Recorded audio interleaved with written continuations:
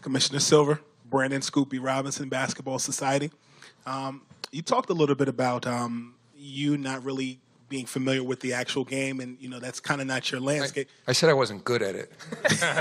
I'm familiar with it. Okay, I'm curious. Today is actually NBA Jam Day. 25 years ago today, NBA Jam was released, and for you, I know NBA Jam was like what Pac-Man was for my mother.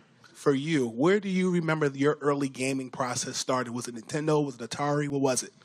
Well, so 25 years ago at the release of NBA Jam, of course, this is my 26th year at the NBA, so I was working at the league at the time, and in my early days working at NBA Entertainment, I was involved with that game as well. So that's a historic milestone, I think, for all the people in the NBA family. I think my early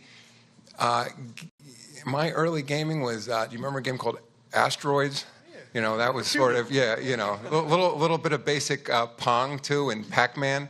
I think that as an undergrad in college, I spent a fair amount of time playing those games.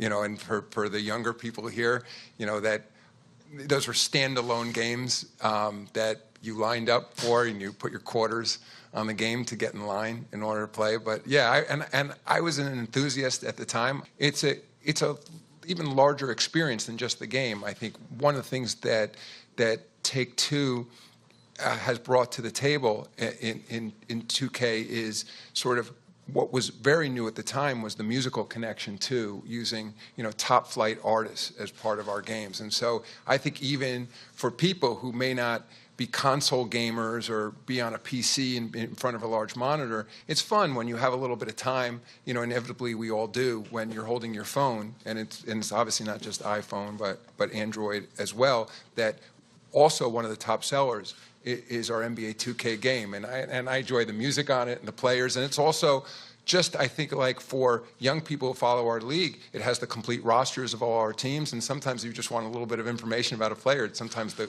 quickest way to get it.